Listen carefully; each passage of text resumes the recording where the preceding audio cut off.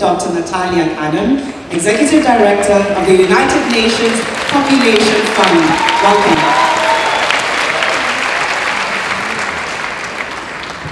Excellencies, distinguished participants, friends all, what an inspiring 3 days of commitment and recommitment we have had. Thank you, Nashukuru sana. Energy, excitement, passion. We have seen and felt all of that and more this week.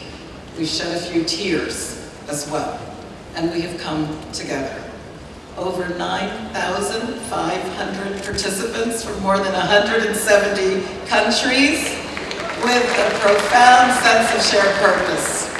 We have learned together, we've celebrated, we've engaged one another, and we've shared the common bonds that unite us through music, through art, and through dance. We've explored how we can do better, where we can do better, and why we must do better. More important, we have made commitments. We've held ourselves accountable, and we are taking action.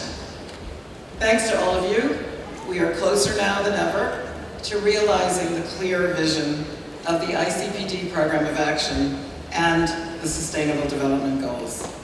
We have focused all our conversations, all our efforts, and all our energy around a single number and a simple single vision, and that's zero. Zero barriers to contraception and reproductive health care. Zero preventable deaths in pregnancy and childbirth. Zero gender-based violence, assault, and abuse, which means zero child marriages, zero cases of female genital mutilation. Zero, zero, zero, triple zero. And zero is closer than ever before thanks to the Nairobi Summit. Thanks to your commitment, thanks to your passion, your resolve, your insistence on fighting for a better future for girls, for women, for everyone, everywhere in the world. I would like to thank the leadership of the governments of Kenya and Denmark in supporting this summit and championing rights and choices for all. And to the governments of Australia, Canada, Finland, Germany, Iceland, Ireland, Italy, Korea, Luxembourg, Norway, Switzerland, and Sweden. And to our many, many private sector partners, thank you for your additional financial support and for making these 3 days possible. And I would like to add, bravo to those who worked to prepare and to pull off this summit. The UNFPA, the Kenya, the Denmark dream teams who burned the midnight oil for months on end to get us to this moment. Above all, thanks to everyone who pledged this week. The summit mobilized more than 1,250 commitments from around the world, including billions of US dollars in pledges from public and private sector partners. More than 160 member states have made their voluntary commitments so far. This attests to the extraordinary relevance and resonance of this agenda in countries around the globe. The ICPD is alive and well. Countries have committed to increasing national health budgets, to expand access to modern contraceptives, and to train midwives and do so much with health workers. Countries committed to greater inclusion of people with disabilities, of those who identify as LGBTIQ, of anyone who has been excluded, so that everyone can access services and enjoy full and equal rights.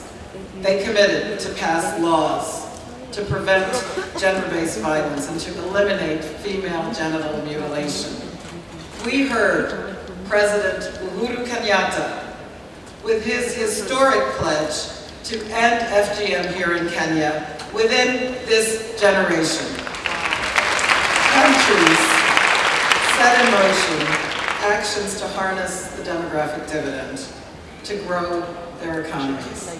Governments promise to include young people in decision-making, truly heeding the call, nothing about us without us. Young leaders and activists here, thank you. Thank you, thank you for challenging us, for inspiring us, for pushing us, and for leading us to do more. Ours is an inclusive agenda, and this, I believe, has been a unique and inclusive summit. A broad, strong coalition across countries, continents, and cultures, and that is what it's going to take to get the job done. Let us move forward now together to protect and promote the rights of all people, especially women and girls. This is the great hope for humanity. This is why we march and why we continue marching. And UNFPA will be marching with you every step of the way. We will never lose sight of who it is whom we're fighting for. For the past 12 months, all roads have led to Nairobi. But our journey was never just about these 3 days. It's about the march that continues. The Nairobi Statement, a transformative, agenda-setting framework, captures the commitments made this week. I'm pleased to announce that UNFPA will create a new high-level commission to drive this agenda and our commitments forward. We will draw from the full spectrum of stakeholders: government, private sector, young people, activists, civil society, philanthropy, among others.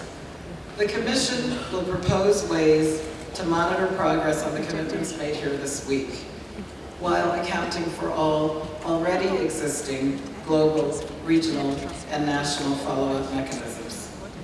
Based on the Commission's recommendations, UNFPA will regularly report on the 12 global commitments embodied in the Nairobi Statement.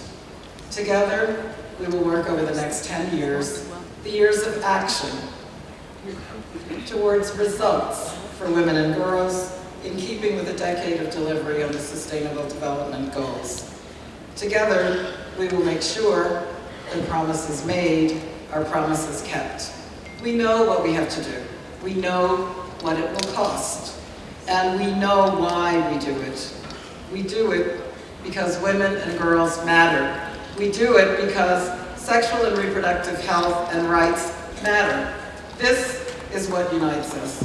I know we will succeed. The reason I know this is what we have done here. It's because young leaders around the world are counting on us, but they're not waiting on us any longer to advance the vision of a better tomorrow. Thank you. Thank you for calling on all of us to work harder, to aim higher, to move faster. That's what we need to do to realize the world we all want. So now, as we leave Nairobi and return to our countries, we shall answer that call. If we succeed, when we succeed, when we keep the promises of Cairo, when we keep the commitments of Nairobi, there is no doubt that years from now, a new generation of women and girls will look back on what was done here, and they will say, Nairobi is when we made opportunity a reality. Nairobi is when we stopped just talking about rights. We took action to uphold them. Nairobi is where we, at long last, did the work to put a brighter future within reach for generations to come. In closing, I will say, Tusongo Mbele, let's keep moving forward. No retreat on women's rights and choices. We will not back down, we will never give up. Adelante, forward. Thank you very much. Thank you to Natalia Kanem, Executive Director of the UNFPA. Thank you for those remarks.